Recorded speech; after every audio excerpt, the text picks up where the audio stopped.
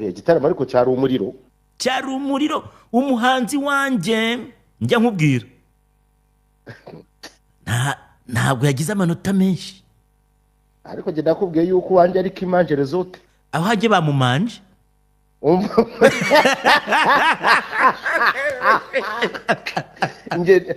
narabikubwiye ntumuhanzi wanjye ni Kimanje Resort ariko akubwira buryo yagutanze ku rubyiniro aba yagutanze ashaka gutuma uhatiba bape ubundi mwashatse kuza muri abanyuma twe nyine nka ba nyiri ibintu twe ba nyiri ibintu nitwe dusoza dusanga umutumirwa barayasubiza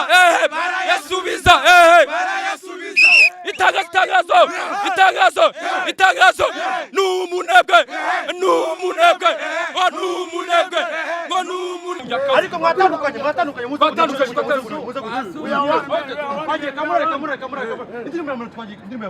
kumbwira ngo The Ben ngo yazanye ngo abana ba Jay Polly ntabwo ibyo bivuze ko ari performance. Never. Urakoze cyane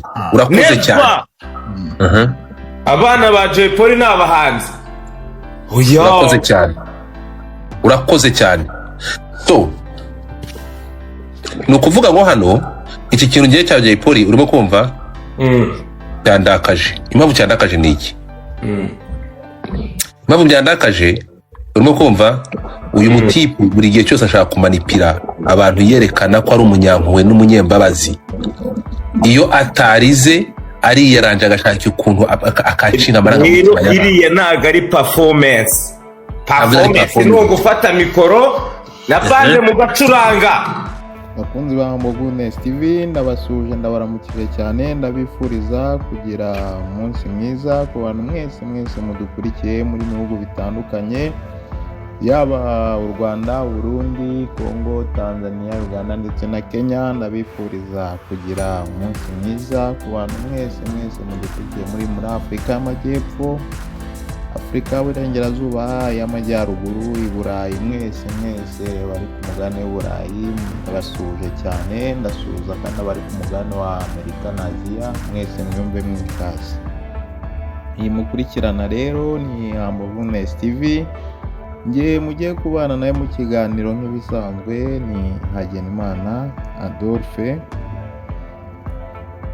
Twagarutse tubagezaho ibiganiro bigiye bitandukanye tubashimira uburyo ki mukomeje gukora subscribe, share ndetse na comment.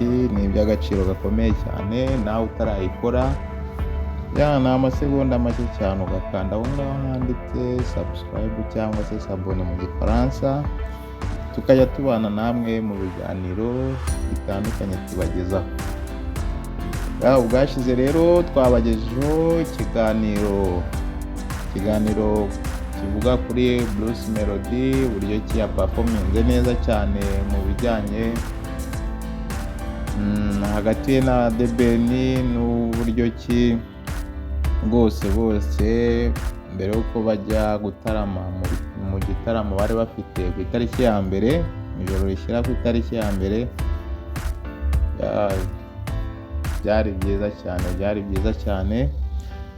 Ni ukuvuga ko The Ben na Bruce Melody babanje kujya gusenga mu nsengero zigiye zitandukanye, barasenga bashimira Imana. Ni ibintu byiza cyane. Nyuma yaho rwose hari inkubiri rwose, ihangana ridasanzwe. The Ben avuga ko ari Tiger igisamagwe na Bruce Melody nakita Munyakazi. Murumva rero ni ibintu byari bikomeye cyane, buri wese ashaka kugira ngo arebe uhagarariye umuziki mu Rwanda, umuntu ufite abafanzi benshi. Rero ntabwo byatinze rwose. The Ben uko ubusanzwe rero nawe utegura iki gitaramo kiba kuri tariki ya mbere, yayambaje Bruce Melody aramutumira, Bruce Melody arabyemera. Ariko rwose performance twaraye tubonye hagati ya Bruce Melody na The Ben, nababwira ko rwose burya Munyakazi ni Munyakazi.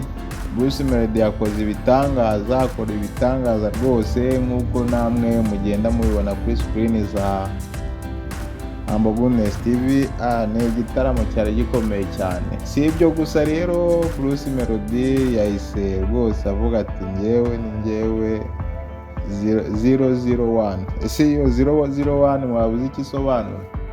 Uzacike n'ikiganiro gikurikira rero nzababwira icyo iyo mibare isobanura kuri Munyakazi cyangwa se Bruce Melody. Nzababwira rwose icyo isobanura. Rero ni muri urwo rwego abantu benshi barimo kwibasira The Ben. The Ben rwose ati yatumiye Bruce Melody, ariko Bruce Melody yamwanikiriye rwose yamukoze isoni bitewe nuko Bruce Melody yaririmbye full live rwose, amasaha ageze muri 2 nta guhagarara. Naho The Ben we yaririmbye akoresheje za playback, ibintu abafanzi benshi biwe batishimiye cyane, bitandukanye nuko Bruce Melody yaririmbaga mu gitaramo. Ni igitaramo rero rwose cyari cyitabiriwe n'imbaga nyinshi y'abantu, ko Beka Arena rwose wabonaga yakubise yuzuye pe, yari yuzuye pe. Ariko ntabwo byatinze nyine Bruce Melody akigera kuri stage mu masaa 5 rwose abonye ko abafanzi benshi biwe rwose babaye nk'abahunga navuga ati babaye nk'abagira gute, nk'abamwakirana yombi rwose, bavuga ati Bruce Melody Munyakazi, ibintu nk'ibyo byose bamwakira. Byari ibintu byiza cyane binashimishije, kuko Bruce Melody yakoze performance nziza cyane. Rero hari abantu benshi bagiye babigarukaho cyane, nk'uwitwa Godfather ari mu kiganiro na Maji The Black rwose bagize icyo babivugaho. Sabo gusa, hari na Kenisi na Mutabaruka nabo rwose bavuze ati rwose Bruce Melody yeretse The Ben ko ashoboye.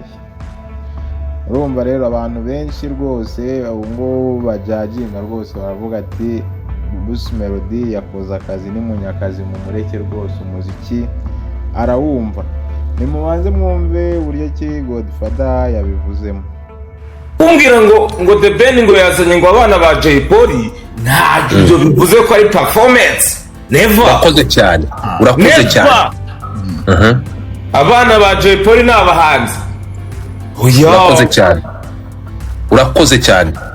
So ni ukuvuga ngo hano iki kintu gihe cya Jay Polly urimo kumva cyandakaje. Impamvu cyandakaje ni iki? Impamvu byandakaje urimo kumva uyu mutipu buri gihe cyose ashaka kumanipira abantu yerekana ko ari umunyankuwe n'umunyembabazi. Iyo atarize ari yaranje agashaka ukuntu akacina amarangamutima. Iriya ntago ari performance.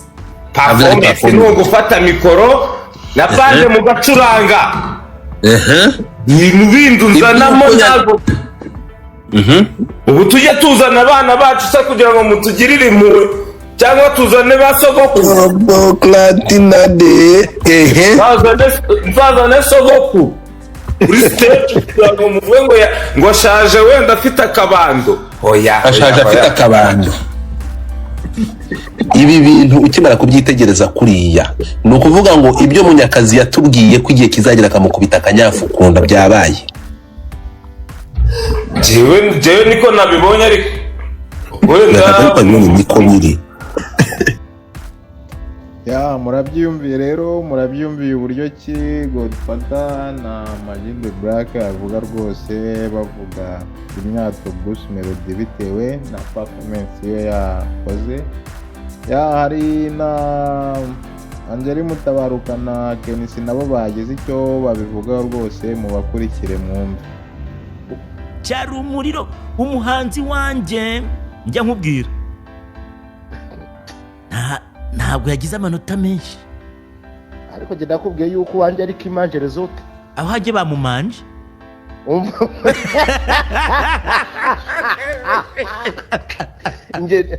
narabikubwiye umuhanzi wanjye ni Kimanje Rezote. ariko akakubwira buryo yagutanze ku rubyiniro aba yagutanze, ashobora gutuma uhatiba pe. Ubundi mwashatse kuza muri abanyuma, twe nyine nka ba nyiri ibintu twe ba nyiri ibintu nitwe dusoza, dusanga umutumirwa ibintu yamaze kwimenamo inshisha. reka nkubwire kera, urumva kera nanjye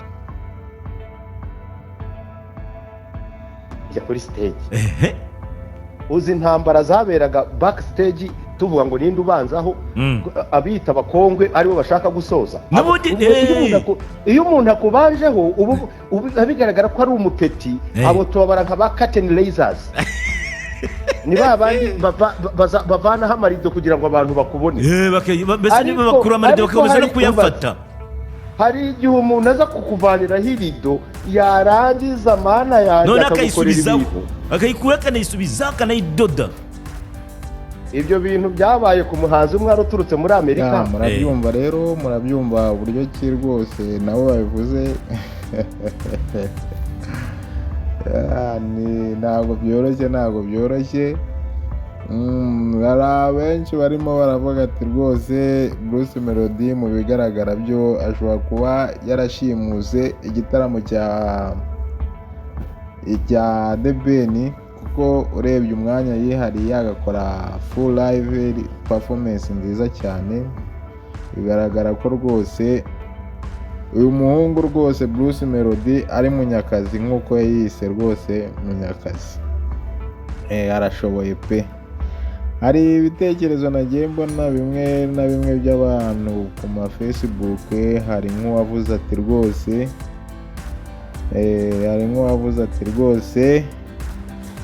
ngo umufana aravuze ngo bya bindi bamushinja ngo bajye kumupima, kuko nta kuntu umuntu ashobora kuririmba live hafi amasaha 2 nta no gusarara. Urumva rero ibyo ni ibitekerezo bimwe na bimwe by'abafana bibaza ukuntu umuntu ashobora kuririmba amasaha 2 ataragira gute, atarasarara cyangwa ngo aruhuke. Hari inkuru nigeze kubona ahandi hantu ivuga ati abana b'i Kanombe kuki biha indabo z'abandi, koko Imana izabahana. Umuntu araririmba undi akagenda na flash. Urumva iki ni igitekerezo cy'undi muntu, nyuma y'uko ngo abafana ba The Ben bejujuta aba Bruce Melody bivuga imyato. Iyi ni inkuru iri ku Gihe, ugiyeho wayibona rwose. Urumva rero ko byasa kose Bruce Melody yakoze igitaramo cy'akataraboneka, akaba yanikiye The Ben, bari bamaze iminsi bahanganye rwose. Tumushimira rwose kubwo mwaraga yagaragaje rwose ko ashoboye, ari munyakazi. Gusa na The Ben ntabwo yaperforminze nabi, nubwo yakoresheje playback, ariko mu bigaragara ko bari bahanganye, Bruce Melody yakoze iyo bwabaga rwose, amwereka ko ari munyakazi, ko nta n'umwe ushobora kubishidikanyaho pe, kuko ni ibintu byigaragaza cyane. Sawa rero, ndabifuriza kugira umunsi mwiza n'akazi keza kuba gafite. Namwe mudafite akazi ndabihanganisha, mbabwira ko uyu munsi bishobora kuba byanze, ejo bigakunda. Nta gucika intege. Icya mbere ni ukwizera Imana no kuyisenga, kuko nigena byose. Ngiye mwabanye muri iki kiganiro rero yari Hagenimana Adolphe. Iyi mwakurikiranaga ari Ambogunes TV, mbifuriza kugira umunsi mwiza kuri mwe mwese, n'amahoro y'Imana bane namwe. Bye bye.